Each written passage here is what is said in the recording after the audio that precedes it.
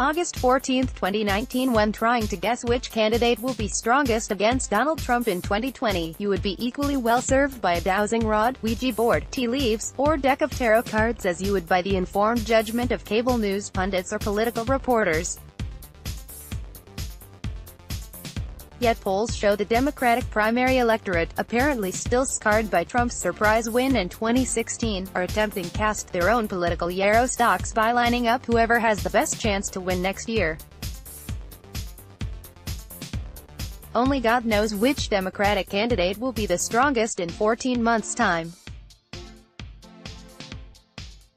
However, we can say one thing with as much confidence as can be mustered in this fallen world: Bernie Sanders could beat Donald Trump.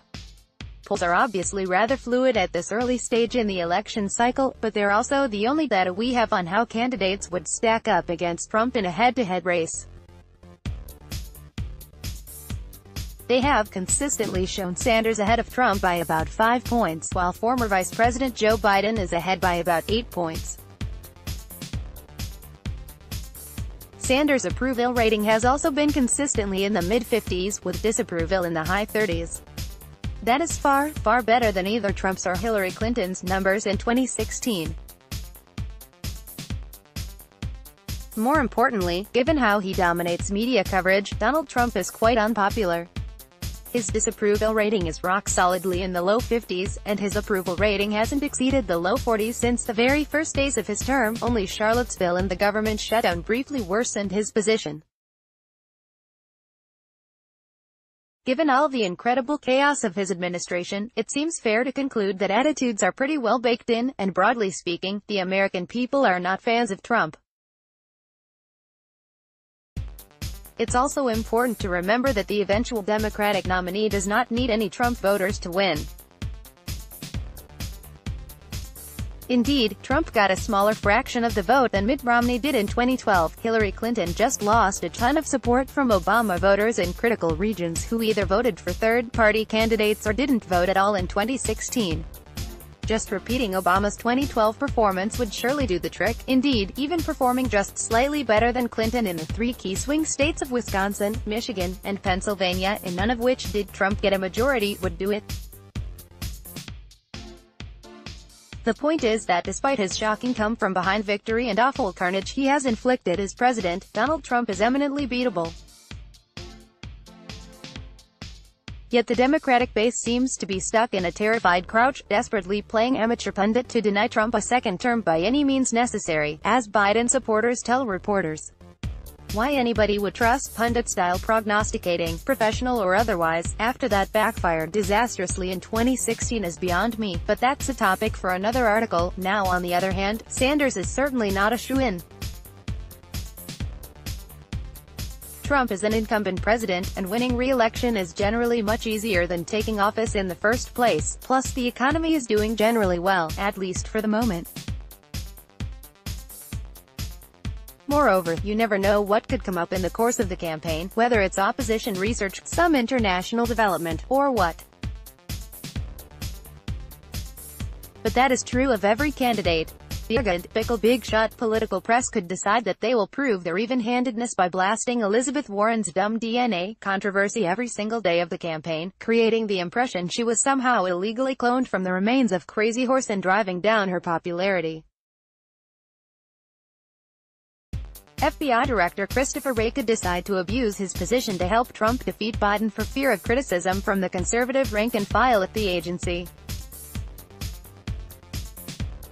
The risk of a third-party splitter candidate also goes both ways.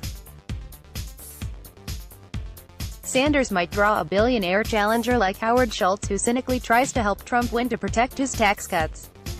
But a centrist nominee like Biden might draw a left-wing challenger from the Green Party. Either might draw some loopy crank from the Libertarians. Indeed, that's precisely what happened to Clinton, with Jill Stein and Gary Johnson respectively. In sum, there is no simple, guaranteed way for Democrats to win in 2020, but it definitely could be done, by Sanders and by others. A recent poll found both Sanders and Biden equally ahead of Trump in Texas, for crying out loud. Donald Trump is tearing hell out of this country, grossly harming both the people and the land, and soiling its most decent and honorable traditions. On Monday, his administration announced it was sharply scaling back enforcement of the Endangered Species Act, and opening up a pristine Alaskan wilderness that is home to one of the biggest salmon runs on Earth to a filthy gold mining operation. On Tuesday, Ken Cuccinelli, acting director of the U.S. Citizenship and Immigration Services, twisted the meaning of the famous poem, The New Colossus, emblazoned on the Statue of Liberty on its head to justify Trump's plan to slash legal immigration, where the poem very obviously celebrates America as a land for desperate refugees. Cuccinelli suggested it should be altered to include only those who can stand on their own 2 feet and who will not become a public charge. Mysteriously, he failed to include people who claim subsidies for the rich like the carried interest loophole. America very badly needs a president who is not just another establishment stooge enthralled to plutocrats to undo the damage of Trump in 30 years of neoliberal corrosion. Turning back the clock to 2015 is not remotely good enough.